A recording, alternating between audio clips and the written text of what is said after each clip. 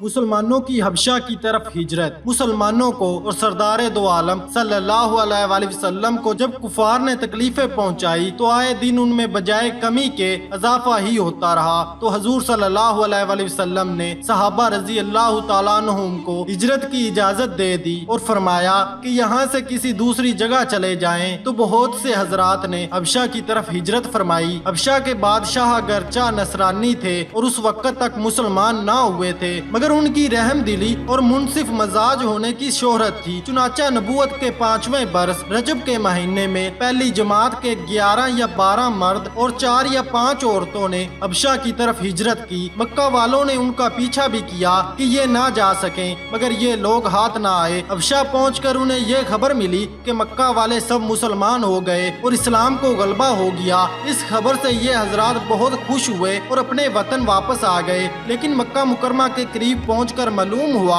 کہ یہ خبر غلط تھی اور مکہ والے پہلے سے زیادہ ظلم کر رہے ہیں۔ ان میں سے بعض حضرات وہیں سے واپس ہو گئے اور بعض کسی کی پناہ لے کر مکہ مکرمہ میں داخل ہوئے۔ یہ حبشہ کی پہلی ہجرت کہلاتی ہے۔ اس کے بعد ایک بڑی جماعت نے جو 83 مرد اور 18 عورتیں بتائی جاتی ہیں متفرق طور پر ہجرت کی، اور یہ حبشہ کی دوسری ہجرت کہلاتی ہے۔ بعض صحابہ رضی اللہ تعالیٰ عنہم نے دونوں ہجرتیں کی اور بعض نے ایک۔ کفار نے جب یہ دیکھا کہ یہ لوگ حبشہ میں چین کی زندگی بسر کرنے لگے تو ان کو اور بھی غصہ آیا، تو بہت سے تحفے تحائف دے کر حبشہ کے پاس ایک آدمی کو بھیجا جو بادشاہ کے لیے بھی تحفے تحائف لے گیا اور اس کے پادریوں کے لیے بھی۔ جا کر پہلے تو وہ پادریوں سے ملا اور پادریوں کو تحفے تحائف دیے اور بدلے میں ان کے بادشاہ کے ہاں اپنی سفارش کا وعدہ لیا، اور پھر بادشاہ کی خدمت میں وہ آدمی حاضر ہوا۔ اول بادشاہ کو سجدہ کیا اور پھر تحفے پیش کر کے اپنی درخواست پیش کی۔ اس آدمی نے کہا،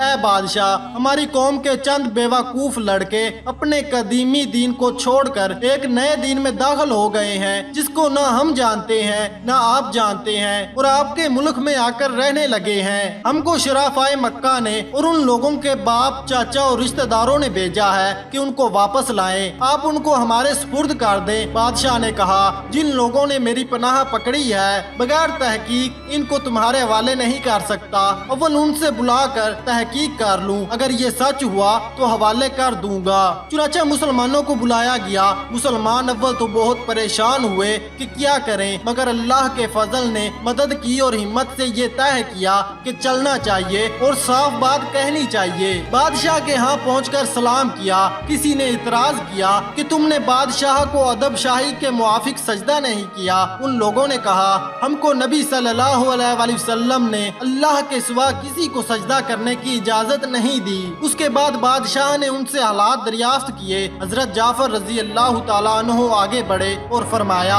کہ ہم لوگ جہالت میں پڑے ہوئے تھے، نہ اللہ کو جانتے تھے نہ اس کے رسولوں سے واقف تھے، پتھروں کو پوجتے تھے، مردار کھاتے تھے، برے کام کرتے، رشتے ناتے توڑ دیتے۔ ہم اسی حال میں تھے کہ اللہ نے اپنا ایک رسول بھیجا جس کے نسب کو، اس کی سچائی کو، اس کی ایمانت داری، پرہیزگاری کو ہم خوب جانتے ہیں۔ اس نے ہم کو اللہ واحد لا شریک کی عبادت کی طرف بلایا اور پتھروں اور بتوں کو پوجنے سے منع فرمایا۔ اس نے ہم کو اچھے کام کرنے کا حکم دیا، برے کاموں سے منع کیا۔ اس نے ہم کو سچ بولنے کا حکم دیا، امانت داری کا حکم دیا، صلہ رحمی کا حکم کیا، پڑوسیوں کے ساتھ اچھا برتاؤ کا حکم دیا، نماز، روزہ، صدقہ خیرات کا حکم دیا اور اچھے اخلاق کی تعلیم دی۔ زنا، بدکاری، جھوٹ بولنا، یتیم کا مال کھانا، کسی پر تہمت لگانا اور اس قسم کے برے مال سے منع فرمایا۔ ہم کو قرآن پاک کی تعلیم دی، ہم اس پر ایمان لائے اور اس کے فرمان کی تعمیل کی جس پر ہماری قوم ہمارے دشمن ہو گئی اور ہم کو ہر طرح سے ستایا۔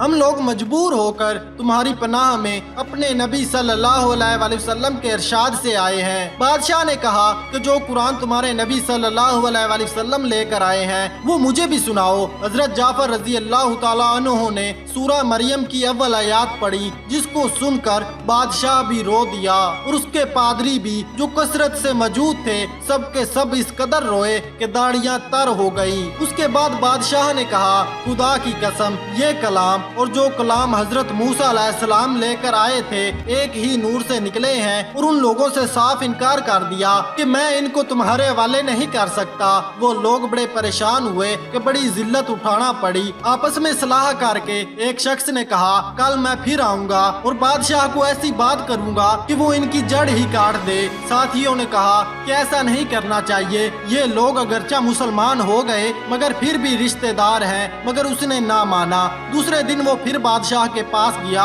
اور جا کر کہا کہ یہ لوگ حضرت عیسیٰ علیہ السلام کی شان میں گستاخی کرتے ہیں، ان کو اللہ کا بیٹا نہیں مانتے۔ بادشاہ نے پھر مسلمانوں کو بلایا۔ صحابہ رضی اللہ تعالیٰ عنہم فرماتے ہیں کہ دوسرے دن کے بلانے سے اور بھی زیادہ پریشان ہو گئے۔ بہرحال وہ سب گئے۔ بادشاہ نے پوچھا کہ تم حضرت عیسیٰ علیہ السلام کے بارے میں کیا کہتے ہو؟ انہوں نے کہا کہ وہی کہتے ہیں جو ہمارے نبی صلی اللہ علیہ وآلہ وسلم پر ان کی شان میں نازل ہوا کہ وہ اللہ کے بندے ہیں، اس کے رسول ہیں، اور اللہ تعالیٰ نے کنواری اور پاک مریم کی طرف ڈالا۔ نجاشی نے کہا کہ حضرت عیسیٰ علیہ السلام بھی اس کے سوا کچھ نہیں فرماتے۔ پادری لوگ آپس میں کچھ بات کرنے لگے۔ نجاشی نے کہا تم جو چاہو کہو۔ اس کے بعد نجاشی نے ان کے تحفے واپس کر دیے اور مسلمانوں سے کہا تم امن سے ہو اور جو تمہیں ستائے اس کو جرمانہ ہوگا اور سزا دی جائے گی، اور اس کا اعلان بھی کروا دیا کہ جو شخص ان کو ستائے گا اس کو سزا ہوگی اور جرمانہ ہوگا۔ اس کی وجہ سے وہاں کے مسلمانوں کا اکرام اور بھی زیادہ ہونے لگا، اور وہ آدمی جو ان کو رشوت دینے آیا تھا ذلت سے واپس آ پڑا۔ اس سے کافروں کا غصہ اور بھی بڑھ گیا۔ ان کے بعد حضرت عمر رضی اللہ تعالیٰ عنہ نے اسلام قبول کیا تو وہ اور بھی غضبناک ہو گئے اور ہر وقت اس فکر میں رہتے تھے کہ لوگوں کا ان سے ملنا جلنا بند ہو جائے اور اسلام کا چراغ کسی طرح بجھ جائے۔ اس لیے سرداران مکہ ایک بڑی جماعت نے آپس میں مشورہ کیا کہ اب کھلم کھلا محمد صلی اللہ علیہ وآلہ وسلم کو نعوذ باللہ قتل کر دیا جائے۔ لیکن قتل کر دینا بھی آسان کام نہ تھا، اس لیے کہ بنو ہاشم بھی بڑے جتھے اور اونچے طبقے کے لوگ شمار ہوتے تھے، لیکن جو مسلمان نہیں ہوئے تھے وہ بھی حضور صلی اللہ علیہ وآلہ وسلم کو قتل کر دیے جانے پر آمادہ نہیں تھے۔ ان سب نے مل کر ایک معاہدہ کیا کہ سارے بنو ہاشم کا بائیکاٹ کر دیا جائے، نہ ان کو کوئی شخص اپنے پاس بیٹھنے دے، نہ ان سے خرید و فروخت کرے، نہ بات چیت کرے، نہ ان کے گھر جائے، نہ ان کو گھر آنے دے، اور اس وقت تک صلح نہ کی جائے جب تک کہ وہ حضور صلی اللہ علیہ وآلہ وسلم کو نعوذ باللہ قتل نہ کر دیں۔ یہ معاہدہ زبانی ہی گفتگو پر ختم نہیں ہوا، بلکہ یکم محرم کو ایک معاہدہ تحریری لکھ کر بیت اللہ میں لٹکایا گیا تاکہ اس کا احترام کرے اور اس کو پورا کرنے کی کوشش کرے۔ اور اس معاہدے کی وجہ سے 3 برس تک یہ سب حضرات 2 پہاڑیوں کے درمیان ایک گھاٹی میں نظر بند رہے کہ نہ کوئی ان سے مل سکتا تھا، نہ یہ کسی سے مل سکتے تھے، نہ مکہ کے کسی آدمی سے کوئی چیز خرید سکتے تھے، نہ باہر آنے والے کسی تاجر سے مل سکتے تھے۔ اگر کوئی شخص باہر نکلتا تو اس کو مارنے پیٹنے لگتے، اور کسی ضرورت کا اظہار کرتا تو صاف جواب دے دیتے۔ معمولی سا سامان غلہ وغیرہ جو ان لوگوں کے پاس تھا وہ کہاں تک کام دیتا۔ آخر فاقوں کی نوبت آ گئی۔ عورتوں اور بچے بھوک سے بےتاب ہو کر روتے اور چلاتے۔ وہ اپنی بھوک اور تکلیف سے زیادہ بچوں کی تکلیف زیادہ ستاتی۔ آخر 3 برس کے بعد اللہ کے فضل سے یہ سب مصیبتیں ان سے دور ہو گئیں۔ 3 برس لا زمانہ ایسی سخت بائیکاٹ اور نظر بندی میں گزارا، اور ایسی حالت میں ان حضرات پر کیا کیا مشقتیں گزری ہوں گی یہ تو وہ ہی جان سکتے ہیں۔ لیکن اس کے باوجود صحابہ اکرام رضی اللہ تعالیٰ عنہم نہایت ثابت قدمی کے ساتھ اپنے دین پر جمے رہے۔